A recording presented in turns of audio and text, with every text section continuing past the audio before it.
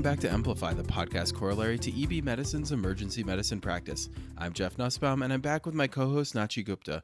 This month, we're moving from the trauma bay back to a more private setting to discuss emergency department diagnosis and treatment of sexually transmitted diseases. And let me warn you, for those of you who follow along the print issue and might be reading in a public place, this issue has a few images that might not be ideal for wandering eyes. Yeah, I'd say we need a quote, not safe for work label on this episode, though I think we are one of those unique workplaces where this might actually be kind of safe. And we're obviously pushing for safe practices this month.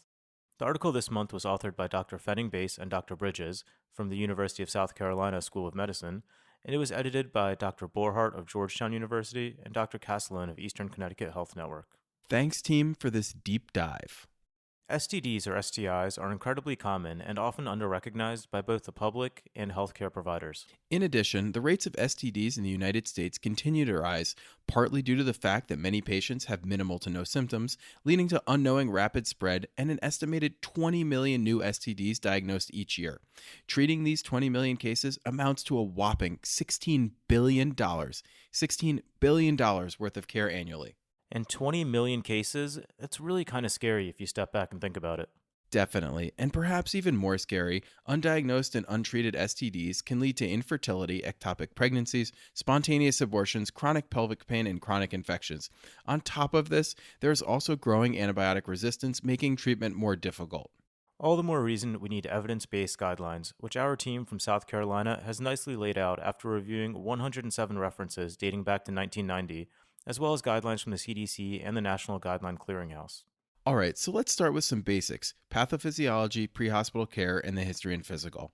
STDs are caused by bacteria, viruses, or parasites that are transmitted vaginally, anally, or orally during sexual contact or passed from a mother to her baby during delivery and breastfeeding.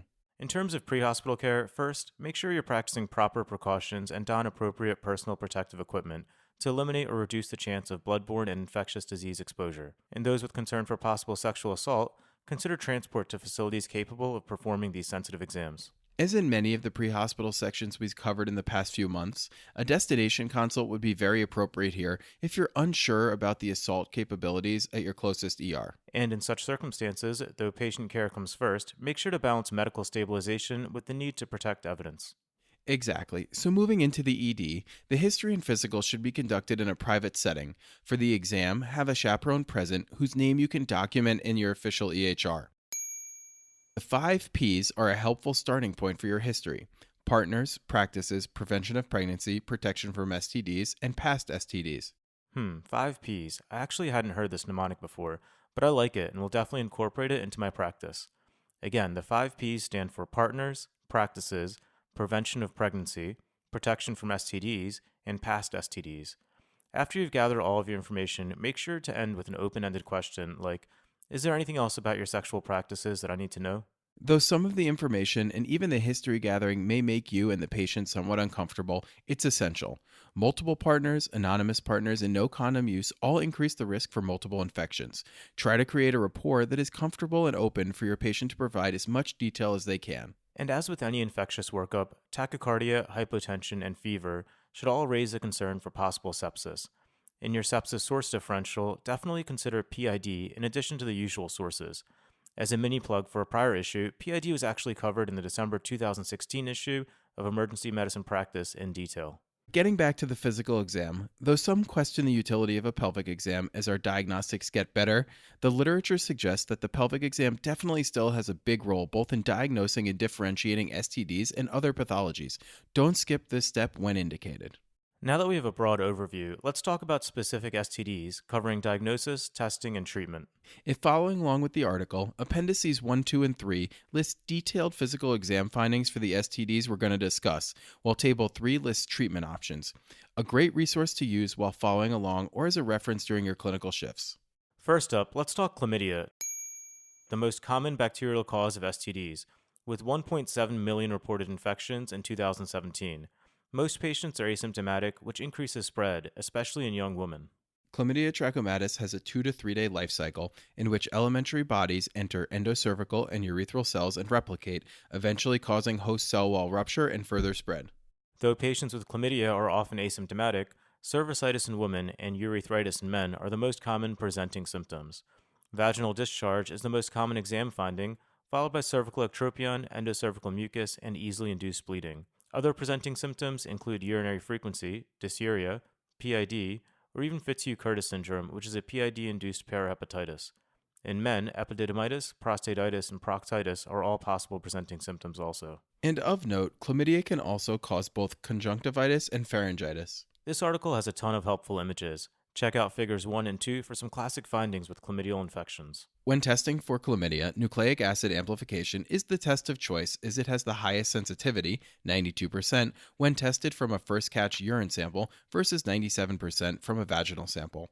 While these numbers are pretty similar and your gut may be to forego the pelvic exam, consider the pelvic exam to aid in the diagnosis of PID and to evaluate for cervical vaginal lesions and other concomitant STDs. Similarly, in men, the test of choice is also nucleic acid amplification test, with a first catch urine preferred over urethral swab. And lastly, nucleic acid amplification is also the test of choice from rectal and oral pharyngeal samples, though you need to check with your lab first, as nucleic acid amplification is not technically cleared by the FDA for this indication. Treatment for chlamydia is simple: 1 gram of azithromycin or doxycycline 100 milligrams BID for 7 days. Fluoroquinolones are a second-line treatment modality. In pregnant women, chlamydia can cause ectopic pregnancy, premature rupture of membranes, and premature delivery. The single 1 gram azithromycin dose is also safe and effective, with amoxicillin 500 milligrams TID for 7 days as a second-line therapy. Pregnant women undergoing treatment should have a documented test of cure 3 to 4 weeks after treatment completion. Next up, we have gonorrhea, the gram-negative diplococci. Gonorrhea is the second most commonly reported STD, and it affects 0.8% of women and 0.6% of men, with over 500,000 reported cases in 2017. Gonorrhea attaches to epithelial cells, altering the surface structures, leading to penetration, proliferation, and eventual systemic dissemination. Though some patients may be asymptomatic, women often present with cervicitis, vaginal pruritus, mucopurulent discharge, and a friable cervical mucosa, along with dysuria, frequency, pelvic pain, and abnormal vaginal bleeding. Men often present with epididymitis, urethritis, along with dysuria and mucopurulent discharge. Proctitis, pharyngitis, and conjunctivitis are all possible complications as well. In its disseminated form, gonorrhea can lead to purulent arthritis, tenosynovitis, dermatitis, polyarthralgias, endocarditis, meningitis, and osteomyelitis. In both men and women, the test of choice for gonorrhea is again nucleic acid amplification testing, with endocervical samples being preferred to urine samples due to their higher sensitivity. In men, urethral and first catch urine samples have a sensitivity and specificity of greater than 97%. And as with chlamydial samples, the FDA has not approved gonorrhea nucleic acid amplification testing for rectal and oropharyngeal samples, but most labs are able to process these samples. Yeah, definitely check with your lab first before you go swabbing samples that cannot be run. Lastly, in regards to testing, though it won't likely change your management in the moment, the CDC does recommend a gonococcal culture in cases of confirmed or suspected treatment failure. It's also worth noting that although nucleic acid amplification testing can be used in children, culture is additionally preferred in all settings due to legal ramifications of sexual abuse. It pains me just to think about how awful that is. All right, moving on to treatment. When treating gonorrhea, the current recommendation is to treat both with ceftriaxone and azithromycin. 250 milligrams IM is the preferred dose, up from just 125 milligrams IM, which was the preferred dose 2 decades ago, along with 1 gram of azithromycin. And if ceftriaxone IM can't be administered easily, 400 milligrams of PO cefixime is the second-line treatment. If there's a documented cephalosporin allergy, PO gemafloxacin or gentamicin may be used. And for those with an azithromycin intolerance, a 7-day course of doxycycline can be substituted instead. In pregnant women, gonococcal infections are associated with chorioamnionitis, premature rupture of membranes, preterm birth, low birth weight, and spontaneous abortions. Pregnant women therefore should be treated with both ceftriaxone and azithromycin in the same manner as their non-pregnant counterparts. There's also one quick controversy to discuss here. Go on. The CDC currently recommends the IM dose of ceftriaxone, not IV, and this is because of the depot effect. However, it's unclear if this effect is in fact true, as IM and IV ceftriaxone levels measured in blood 24 hours later are similar. So if the patient has an IV already, should we just give the ceftriaxone IV instead of IM? I mean, it's probably okay, but I'll wait for a bit more research before I change my practice. For now, I would continue to stick with the CDC recommendation of IM as the correct route. And with the continuing rise of STDs and the public health and economic burden we're describing here, I think the IM route, which is known to be effective, should still be used until the CDC changes their recommendations.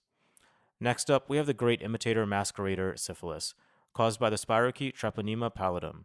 Like the other STDs we've discussed so far, cases of syphilis are also on the rise with over 30,000 cases in 2017, a 10% increase from 2016. Syphilis is spread via direct contact between open lesions and microscopic abrasions in the mucous membranes of the vagina, anus, or oral pharynx.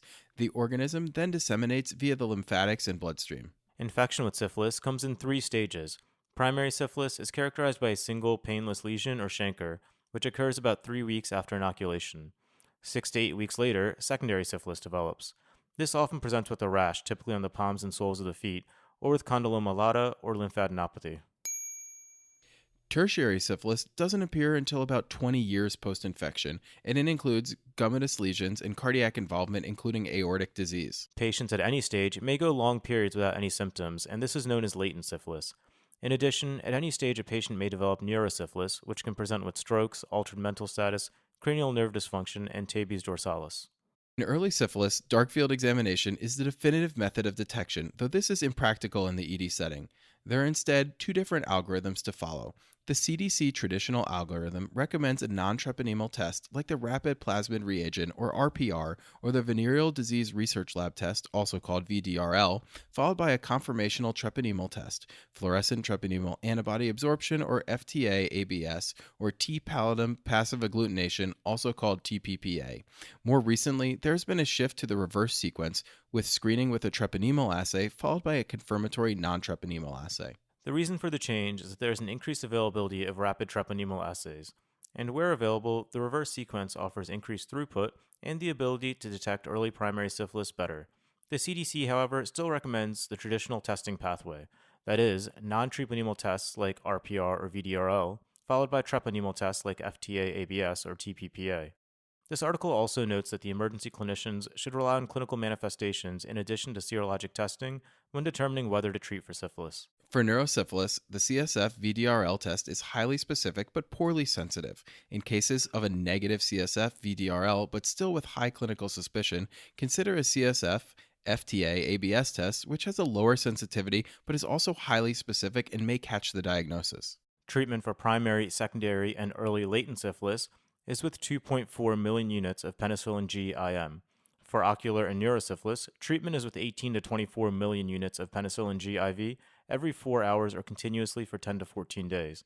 In patients who have a penicillin allergy, skin testing and desensitization should be attempted rather than switching to zithromycin because of concerns of resistance. For pregnant women, penicillin is the only proven therapy. Interestingly, there is some evidence to suggest that a second IM dose may be beneficial in treating primary and secondary syphilis in pregnancy, though data are limited. We also have to mention the Jerish-Hersheimer reaction before moving on. This is a syndrome of fevers, chills, headache, myalgias, tachycardia, flushing, and hypotension that follow high-dose penicillin treatment due to a massive release of endotoxins when the bacteria die. This typically occurs in the first 12 hours, but can occur up to 24 hours after treatment. Treatment here is supportive. Concern of this reaction should never delay penicillin treatment. The next condition to discuss is bacterial vaginosis, or BV, which interestingly is not always an STD. It is therefore critically important to choose your words wisely when speaking with a patient who has BV. That's an important point that is worth repeating. BV is not always an STD. So, what is BV? BV occurs when there is a decrease or absence of lactobacilli that help maintain the acidic pH of the vagina, leading to an overgrowth of Gardnerella, Bacteroides, ureaplasma, and mycoplasma. BV does not occur in those who have never had intercourse, and it may increase the risk of other STDs and HIV. 50% of women with BV are asymptomatic, while the others will have a thin, grayish-white, homogeneous vaginal discharge with a fishy smell, along with some pruritus. To diagnose BV, most use the Amstel criteria, which requires 3 of the following 4. Number 1, a thin, milky, homogeneous vaginal discharge. Number 2, the release of a fishy odor before or after the addition of potassium hydroxide. Number 3, a vaginal pH greater than 4.5. And number 4, the presence of clue cells in the vaginal fluid. These criteria are 90% sensitive and 77% specific, with clue cells being the most reliable predictor. And for those of us without immediately available microscopy, you could make the diagnosis based on the characteristic vaginal discharge alone. Treat with metronidazole 500 milligrams BID for 7 days, metronidazole gel, or an intravaginal applicator for 5 days, with the intravaginal applicator being better tolerated than the oral equivalent. BV in pregnancy increases risk of preterm birth, chorioamnionitis, postpartum endometriosis, and post-cesarean wound infections. Pregnant patients are treated the same as non-pregnant, or with 400 milligrams of clindamycin BID for 7 days. Always nice when there's really only one treatment regimen across the board. And that will be a general theme for treatment options in pregnancy, with a few exceptions. Next up, we have granuloma inguinale or donovanosis, which is caused by Klebsiella granulomatis. Granuloma inguinale is endemic to India, the Caribbean, Central Australia, and Southern Africa. It is rarely diagnosed in the United States. Granuloma inguinale presents with highly vascular ulcerative lesions on the genitals or perineum. They're typically painless and bleed easily. If disseminated, granuloma inguinale can lead to intra-abdominal organ and bone lesions and elephantiasis like swelling of the external genitalia. Granuloma inguinale can be diagnosed by microscopy from the surface debris of purulent ulcers. Once you have the diagnosis, the CDC recommends treatment with azithromycin for at least 3 weeks and until all lesions have resolved. Next, we have lymphogranuloma venereum, or LGV. LGV is a Chlamydia trachomatis infection of the lymphatics and lymph nodes. This is predominantly a disease of the tropics and subtropical areas of the world. On exam, in the primary stage, you would expect a small, painless papule, pustule, nodule, or ulcer on the coronal sulcus of the penis or on the posterior fourchette, vulva, or cervix of woman. The primary stage eventually progresses to the secondary stage, which is characterized by unilateral lymphadenopathy with fluctuant, painful lymph nodes known as buboes. Check out Figure 11 for a classic image of the groove sign, which is involvement of both the inguinal and femoral lymph nodes and is seen in 15 to 20% of cases. But actually, even more common than the groove sign is a presentation with proctitis. Testing for LGV should be based on high clinical suspicion, and nucleic acid amplification should be performed on a sample from the primary ulcer base or from aspirate from a bubo. And treatment for LGV is with doxycycline 100 milligrams BID for 21 days. So, to summarize that section, for LGV, remember painful lymphadenopathy, and especially those with proctitis. Treat with doxy. Next up, we have Mycoplasma genitalium, which causes non-gonococcal urethritis in men and mucopurulent cervicitis and PID in women. Unfortunately, there is really no diagnostic test for Mycoplasma genitalium, and it should be considered clinically, especially in the setting of recurrent urethritis. Treat with azithromycin, but not 1 gram once. Instead, Mycoplasma genitalium should be treated with a course of azithro, with 500 milligrams on day 1, followed by 250 milligrams daily for 4 days. Moxifloxacin is an alternative. Simple enough. Moving on to everyone's favorite, genital herpes. I'm not sure anyone would call herpes their favorite. Why would you even say that? I don't know, it just kind of seemed natural at the time. Regardless, primary genital herpes is caused by either HSV1 or HSV2. Though only an estimate, and likely an underestimate at that, it is estimated that at least 1 in 6 people in the US between 14 and 49 have genital herpes. That's much higher than I would have thought. Agreed. Patients usually contact oral herpes from HSV1 due to non-sexual contact with saliva and genital herpes due to sexual contact with an infected person. Keep in mind, however, that HSV1 can and will also cause genital infections if spread via oral sex. Localized symptoms include pain, itching, dysuria, and lymphadenopathy, and systemic symptoms include fever, headache, and malaise. In women, look for herpetic vesicles on the external genitalia along with tender ulcers in area of rupture. See Figure 12 for a characteristic image.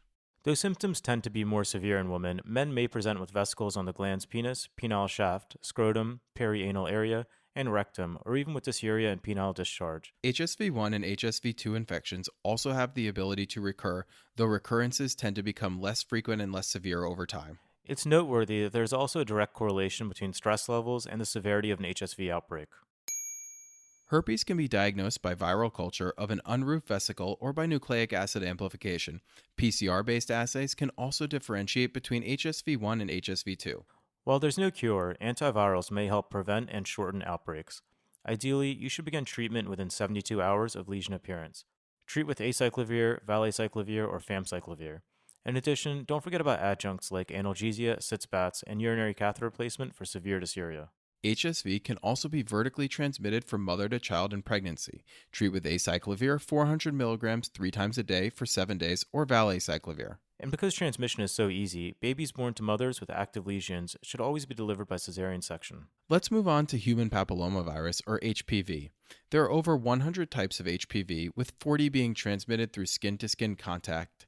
typically via vaginal and anal intercourse. Most infections are asymptomatic and clear within 2 years. Right, but one of the main reasons this is such a big deal is that HPV types 16 and 18 are oncogenic strains and can lead to cervical, penile, vulvar, vaginal, anal, and oropharyngeal cancers. Amazingly, HPV is responsible for more than 95% of the cervical cancers in women. Hence the importance of the new vaccine series that most young adults and children are now opting for. Vaccination should occur in women through age 26 or men through age 21 if not previously vaccinated. Critically important to take advantage of a vaccine that can actually prevent cancer. That's amazing. And though not as important in terms of health consequences, just be aware that HPV 6 and 11 may lead to anogenital warts, also known as condyloma acuminata. In terms of exam findings, as you just mentioned, most infections are asymptomatic and self limited. If symptoms do develop, HPV typically causes those cauliflower like or white plaque like growth lesions on the external genitalia, perineum, and perianal skin. For testing, there's a limited role in the ED. Diagnosis should be made by visual inspection, followed eventually by a biopsy. And just like the biopsy, which is unlikely to be done in the emergency department, most treatment is also not ED based. Treatment options include cryotherapy, immune based therapy, and surgical excision, which has both the highest success rates and lowest recurrence rates. Next up, we have trichomoniasis. Trichomoniasis is a single cell flagellated anaerobic protozoa that directly damages the epithelium, causing microulcerations in the vagina, urethra, and periurethral glands. With an estimated 3.7 million infected people in the US, this is something you're definitely going to see. Risk factors include recurrent or current incarceration, IV drug use, and co-infection with BV. Note the common theme here, co-infection. It's very common for patients to have more than one STD, so make sure not to anchor when you think you've nailed the diagnosis. On exam, the majority of both women and men are asymptomatic. In women, you may find a purulent, frothy vaginal discharge, vaginal odor, vulvovaginal irritation, itching, dyspareunia, and dysuria. And don't forget about the classic colpitis macularis, or the strawberry cervix. Though this is frequently taught and stressed, it's actually only seen in 2 to 5% of infected women. But to be fair, a strawberry cervix and frothy vaginal discharge together have a specificity of 99% for trich, which is really not that bad. While many EDs sadly aren't blessed with a wet mount, the wet mount has the advantage of being simple, convenient, and generally low cost. While all of that is true regarding the wet mount, it's no longer first line, again with nucleic acid testing being preferred as it's highly sensitive, approaching 100%. And for those of us who don't have access to nucleic acid amplification testing, there are also antigen detecting tests, which don't perform quite as well, but they are much more sensitive than the traditional wet mount. Treatment for trichomoniasis is with oral metronidazole, 2 grams in a single oral dose, or 500 milligrams twice a day for 7 days. Alternatively, the more expensive tinidazole, 2 grams for 1 dose, is actually superior according to the most recent evidence. For pregnant patients, trichomoniasis is unfortunately associated with premature delivery and premature rupture of membranes, with no improvement following treatment. Still, patients should be tested and treated, preferentially with metronidazole, to relieve symptoms and prevent partner spread. We have 2 more special populations to discuss in this month's issue, those in correctional facilities and sexual partner treatment. If you are lucky enough to be involved in treating those in correctional facilities, keep in mind that rates of gonorrhea, chlamydia, syphilis, and trichomoniasis are higher in persons in both juvenile and adult detention facilities than in the general public. In general, for patients in correctional facilities, maintain a lower threshold for just about everything. This is just an at-risk population. For sure. Let's move on to sexual partners and expedited partner therapy, or EPT. Once you've diagnosed a patient with an STD, you can also provide a prescription or medication to the patient to give to their partner or partners. This practice is critically important to stop partners from unknowingly spreading the STD further, which is a real problem. Unless prohibited by law, emergency clinicians should routinely offer EPT to patients with chlamydia, gonorrhea, or trichomoniasis. To see your state's current status, the CDC maintains a list of the statuses in all 50 states. In terms of specific partner therapies, for chlamydia, EPT can be accomplished with a single 1 gram dose of azithromycin or doxycycline 100 milligrams BID for 7 days. And consider concurrent treatment for gonococcal infections. For gonorrhea, EPT includes a single oral dose of 400 milligrams of cefixime and a 1 gram dose of azithromycin. For EPT and syphilis, unfortunately, the partner has to present to the ED for a single IM injection of penicillin G. While this does place a burden on the partner, it opens up an opportunity for additional serologic testing and possibly treatment of his or her partners as well. Routine EPT for those with BV is not recommended, as the data shows that partner treatment unfortunately does not affect rates of relapse or recurrence. For genital herpes, you should counsel patients and their partners that they should abstain from sexual activities when there are lesions or prodromal symptoms. Make sure to refer partners for evaluation as well. Since there isn't much data on HPV partner notification, for now, encourage patients to be open with their partners so they may seek treatment as well. And lastly, for trichomoniasis, EPT includes 2 grams of metronidazole or 500 milligrams BID for 7 days, or that single dose of 2 grams of tinidazole. In general, it's always better to have the partner present to a physician for diagnosis and treatment, but EPT is an option when that seems unlikely or impossible. Also, when possible, try to inquire about drug allergies and provide some guidelines on ER presentation for allergic reactions. All right, so that wraps up EPT. Let's quickly discuss disposition. Though most will end up going home, a few may require IV medications, such as those with severe HSV, disseminated gonococcus, and neurosyphilis. Admission should also be strongly considered in those who are pregnant or with concern for complications. Those with severe nausea, vomiting, high fever, the inability to tolerate oral antibiotics, and those failing oral antibiotics should all be considered for admission. But if your patient doesn't meet those criteria, as most will not, and they are headed home, stress the importance of follow up, especially for those with gonorrhea and chlamydia, for whom a test of cure after completion of their medication course is recommended. This is even more important for pregnant women. Chlamydia, gonorrhea, HIV, and syphilis are among the many infectious diseases that require mandatory reporting. Definitely familiarize yourself with your state's reporting laws, as most of these patients will be headed home and you'll want to make sure that you don't miss your chance to prevent further spread. Perfect. So that's it for this month's issue. Let's close out with some high yield points and clinical pearls. STDs are under-recognized by patients and healthcare professionals. They can often present with minimal or no symptoms and are passed unknowingly to partners. STDs can have devastating effects during pregnancy on the fetus. Treat these patients aggressively in the emergency department. The rising rate of STDs continues to be an economic burden on the U.S. healthcare system. Patients can present with multiple STDs concurrently. Avoid premature diagnostic closure and consider multiple simultaneous processes. Urinary tract infections and STDs can present similarly. Be sure to do a pelvic exam to avoid misdiagnosis. For the exam, always have a chaperone present. Acute unilateral epididymitis is most commonly a result of chlamydia in men under the age of 35. Chlamydia is the most common bacterial STD. The diagnostic test of choice is nucleic acid amplification testing, and treat with azithromycin or doxycycline. Gonorrhea is the second most common STD. The diagnostic test of choice here is again nucleic acid amplification testing. Treat with ceftriaxone and azithromycin. Gonorrhea can lead to disseminated infections such as purulent arthritis, tenosynovitis, dermatitis, polyarthralgias, endocarditis, meningitis, and osteomyelitis. Syphilis has a wide variety of presentations over 3 stages. For concern of early syphilis, send an RPR or VDRL for non-treponemal testing, as well as an FTA-ABS or TPPA for treponemal testing. Tertiary syphilis can present with gummatous lesions or aortic disease many years after the primary syphilis infection. At any stage of syphilis infection, the central nervous system can become infected, leading to neurosyphilis. Bacterial vaginosis presents with a white, frothy, malodorous vaginal discharge. Treat with metronidazole. Genital herpes is caused by HSV1 or HSV2. Diagnosis can often be made clinically. If sending a sample for testing, be aware that viral shedding is intermittent, so you may have a falsely negative result. Antivirals can help prevent or shorten outbreaks and disease transmission. Lymphogranuloma venereum presents with small painless papules, nodules, or ulcers. Groove sign is present in only 15 to 20% of cases. Consider Fitzhugh-Curtis syndrome in your differential for a sexually active patient with right upper quadrant pain. Offer expedited partner therapy to all patients with STDs to prevent further spread. So that wraps up episode 27, STDs in the ED. Incredibly high yield topic with lots of clinical pearls. As always, additional materials are available on our website for emergency medicine practice subscribers.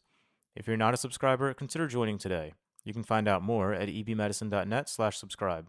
Subscribers get in-depth articles on hundreds of emergency medicine topics, concise summaries of the articles, calculators and risk scores, as well as CME credit. You'll also get enhanced access to the podcast, including any images and tables mentioned.